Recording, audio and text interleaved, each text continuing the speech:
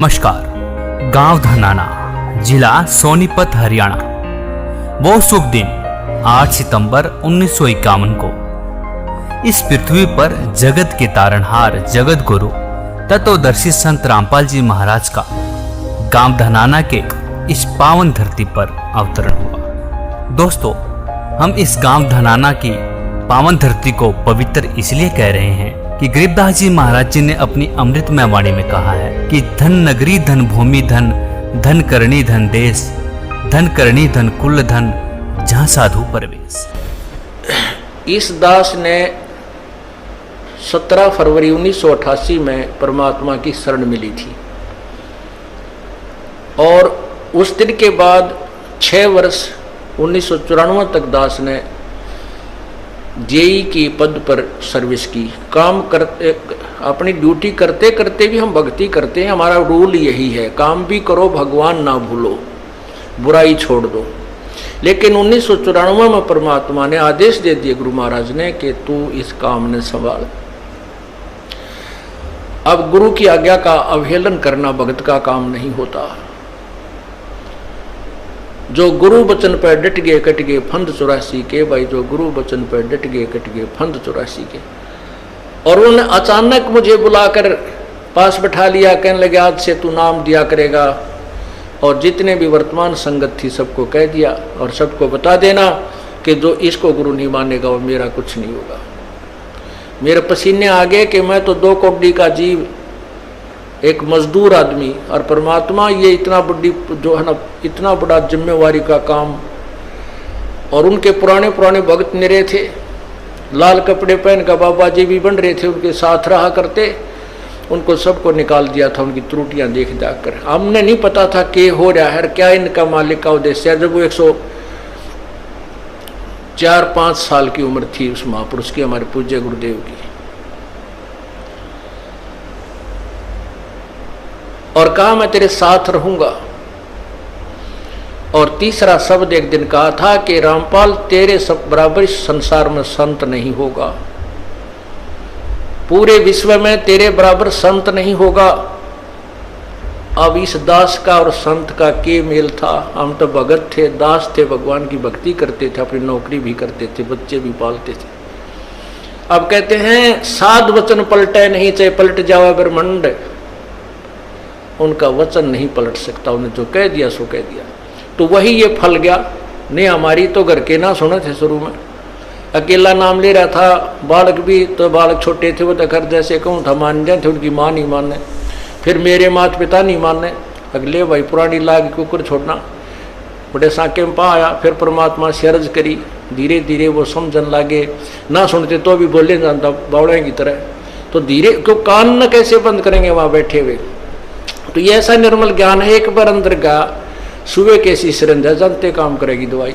तो धीरे धीरे कान के माध्यम से ये दवाई भेजी जाती है। और आज देख लो, रंग ला दिया परमात्मा ने। उस परम पिता पूज्य गुरुदेव जी की शब्द शक्ति से सब काम चल रहा है और कबीर परमेश्वर हमारे सिर पर रहते।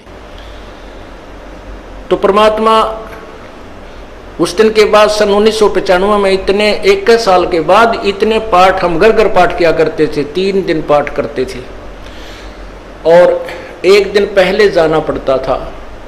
ये दास स्वयं सेवा करता था, घर घर जाके उनके सब जहाँ हमने पाठ करने का स्थान देखना होता था उसकी सफाई करते थे।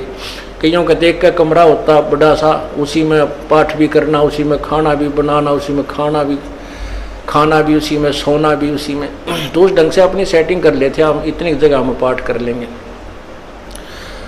तो मेरा जाना अति आवश्यक था उस समय, क्योंकि ये स्टार्ट था भक्ति का और स्टार्ट था इस 500 यज्ञ करने का। किसी को नहीं मालूम था, बच्चे थे, सहयोग देने लगे। और धीरे धीरे फिर वो क्या हुआ कि इतने पाठ हो गए कि मुझे नौकरी, पहले तो क्या करता था, शुक्रवार को पाठ प्रारंभ किया। शुक्र शनि ड्यूटी करके सामने चले जाते बृहस्पतिवार को, शुक्रवार को रात में तैयारी करते, शुक्रवार को शनिवार को अब पाठ प्रारंभ करके अपनी नौकरी पर चला जाता। फिर शाम ना आ लेता, शनिवार इतवार की छुट्टी हो जाती। काम चल रहा था, वो हफ्ते में हुए। फिर होने लगे डेली अब अफसर भी दुखी और मैं भी दुखी, तो फिर उस दिन रिजाइन कर दिया परमात्मा के नाम पर। 18 साल की नौकरी होगी थी मेरी। हालांकि कुछ और भी हमारे साथी कह रहे थे भाई अभी 2 साल और डट जाओ, आपकी पेंशन बन जाएगी। वाह भैया, पेंशन तो करा कितनी बार होगी। जो पेंशन ई बनेगी ना, या कद्दे नहीं बनी थी, या असंख्य जन्मों की पेंशन बन जाएगी। तो वो तो इस बात को नहीं समझे थे, उन्हें तो मुझे मूर्ख ही समझा। और दास की सौभाग्य था कि मुझे नौकरी या मजदूरी मिल गई भगवान की और उसकी पुण्यात्माओं को दलदल से निकालने की। कहते आत्म प्राण उद्धार ही ऐसा धर्म नहीं और। धर्म तो और भी है, दान करते हैं, भूखों को भोजन देते हैं, असहाय की सहाय करते हैं, लेकिन जो आत्म प्राण उद्धारी ऐसा धर्म नहीं और। धर्म तो ये भी है जो गौशाला बना रखी है। धर्म वो भी है जो चिड़िया ऊपर चुग्गा डाल देते हो पशु पक्षियों को। वो भी विकलांगों के जो ऑपरेशन वगैरह कराए जा रहे हैं वो भी धर्म है। अनाथ आश्रम है वो भी धर्म है। लेकिन जो आज गऊ हैं उनकी सेवा कर रहे हैं, अच्छी है, क्योंकि कोई भी प्राणी है, चाहे भैंस है, पशु है, कोई किसी प्रकार का, सबकी सेवा हमने इसी दृष्टिकोण से करनी चाहिए, क्योंकि सब में एक जैसा जीव, वो भी धर्म है। लेकिन अब तो वो आज वो गाय है, आज कोई भैंस है, और जन्म होने के बाद फिर वो सूअर की जूनी में जा सकती है। उस बीमारी तो कौन छुटाएगा उसको। तो ये ज्ञान, ये भक्ति, ये आत्मा इस जीव को उद्धार करेगी। वो फिर 84 लाख योनियों में नहीं जाएगा, या तो मनुष्य शरीर होगा, नहीं सतलोक चला जाएगा। तो कहते हैं आत्म प्राण उद्धारी ऐसा धर्म नहीं और। तो इस दास को ये आत्म प्राण यानी जीव आत्मा के उद्धार की मजदूरी मिल गई और सहर्ष शुक्र मनाता हूं प्रभु, आपने कैसे दया करी इस 2 कोटि के जीव पर।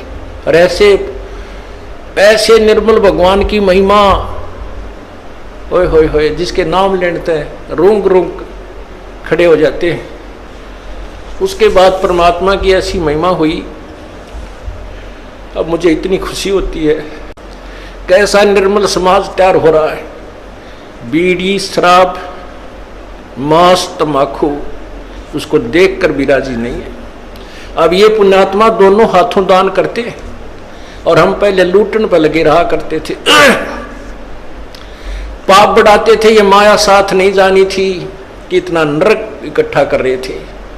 और परमात्मा क्या कहते हैं, सतगुरु के सजदा करूं कर्म छुटाए कोटि, और जो ऐसे सतगुरु की निंदा करें फिर जम तोड़ेंगे होठ।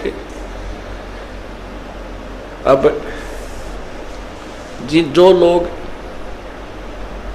बिना देखे सोचे समझे और भक्तों की, संतों की बुराई करते हैं, अब क्या बताते हैं कि सतगुरु के सजदा करो जिसने कर्म छुटाए कोट, करोड़ों पाप कर्मों से हटाकर और पुण्य कर्मों पर लगा दिया। कितने पाप कर्म बचा दिए हमारे। और जैसे ऐसे सतगुरु की जो निंदा करते हैं, कहते हैं उनके जम तोड़ेंगे होठ, यम के दूत उनके इसे लठ मारेंगे, चाहे कितने लागो, मुंह पे, होठा पे। होठ इसलिए कहा कि इस पर ज्यादा दर्द होया करे, सोई भी बड्डी आया करे। तो कहते हैं वो जम तोड़ेंगे होठ जो बकवाद किया करते थे, संतों की निंदा करते थे। नित्यानंद जी महाराज ने यहाँ तक कहा है, भाई तू ना मानता ना, ठीक है अपना और काम कर ले और कुछ कह सुन ले, पर संत की निंदा मत करिए, ये तेरे लिए बहुत जबरदस्त पाप बन जाएगा।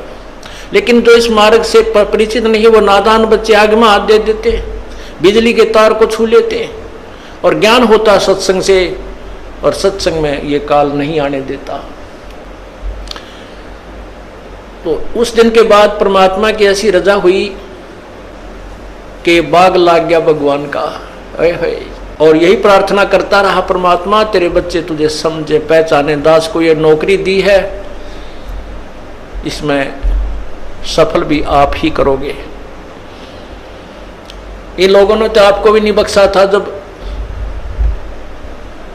जिसमें आप यहाँ आए थे काशी में 120 वर्ष रह कर गए, सारा जीवन आपके पीछे पड़े रहे, उन दुष्ट आत्मा स्वार्थियों ने अपने स्वार्थ के लिए जनता को सत्य ज्ञान नहीं समझने दिया और परमात्मा को बहुत यातनाएं दी गई।